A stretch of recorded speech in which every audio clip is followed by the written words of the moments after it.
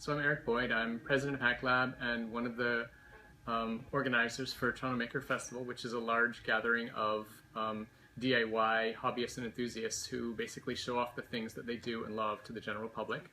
We have a lot of like 3D printers, electronics, robotics. There's also this year a lot of felting groups, there's origami people, there's people who do metalworking, there's painters, all kinds of crazy stuff.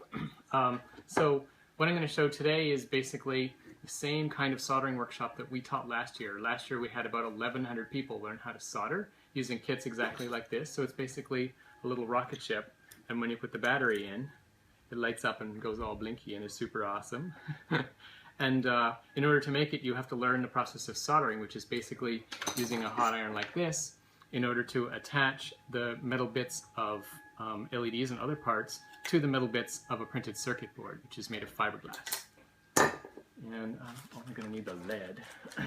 So this is the solder, which is 60% lead, 40% tin. It's kind of like a flexible, low melting temperature metal. And when you touch it to an iron, it actually melts and forms little balls. And it's this liquid metal that you use to join the solid metal pieces.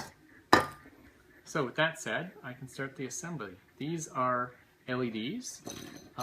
They are polar, so if I put the battery on in the wrong direction, it doesn't do anything. But if I put it on in the right direction, you get really awesome light. So the right direction you can tell because there's a long leg and a short leg. And the short leg is ground. And on the board, there's kind of an indicator here. There's a circle and then there's a flat side. The flat side is ground, and you can remember that because the negative symbol for ground is a line, and there's a line on the flat side. So short leg in the flat hole. Push it in, you click, you make a little V here, and now it's held in place. It doesn't come out again. And I'll just do the same thing for the other two. Short leg in the flat hole.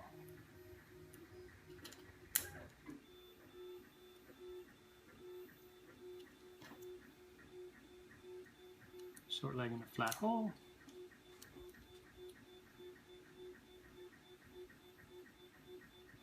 Alright, and now I'm ready to start the process of soldering. I got my LEDs all in position. So soldering, like I said, is basically the process of attaching the printed circuit board to the electronic components. And so the pieces of the thing, the circles on the board are called pads. That's the little metal circles that you see. And then the legs of the LED are called pins. So we're going to attach the pad to the pin.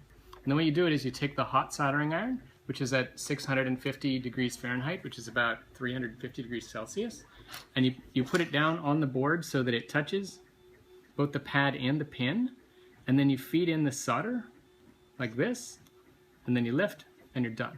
That was the whole thing. So it's surprisingly simple. The hardest part is the kind of getting your geometry right, because it's very easy to like get it, you know, you're holding it kind of in an awkward position or like you're bending around. But after you've had a lot of experience like me, you kind of get an eye for like the best place to bring your iron down in order to get the hold you want. And you also got to get used to the board tipping. You can actually buy little like vices that you hold the board in, called pana vices, or you can use a regular vice as well. And so this is, you know, when we're not teaching hundreds of people, you can do that, like at HackLab or whatever.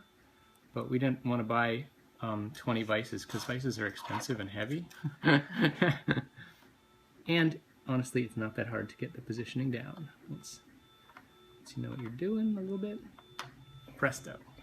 So that's all 6 wires of the LED. Then there's a clipping stage where we tell people not to do this, because what's going to happen is this is going to shoot off into your eye. So instead, you hold and you clip, and then you can also make a cute little pile of them, which is great for when we go to clean up. We don't have little bits of metal everywhere.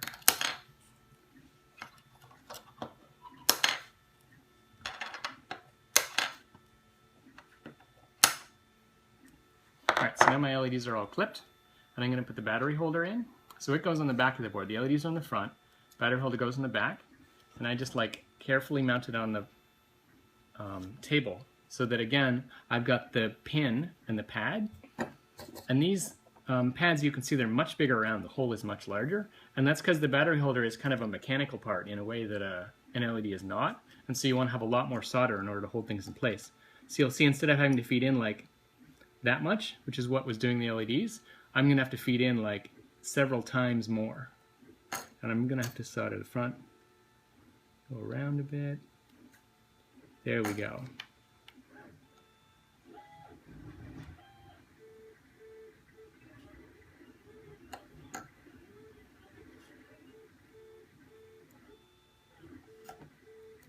And done. In this stage at the end I'm doing is cleaning the soldering tip.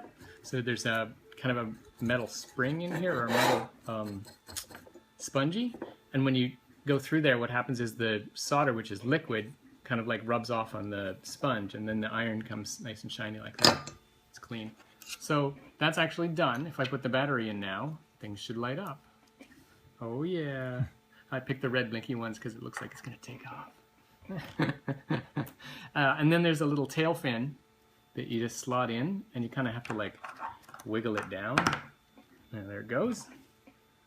And there it is. In the final step, you can take a string.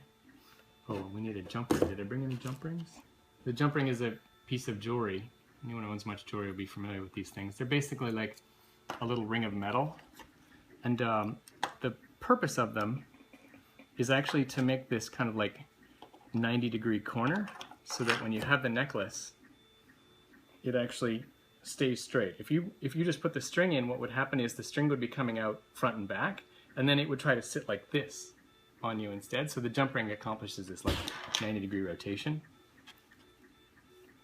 And then you just tie, and you're done.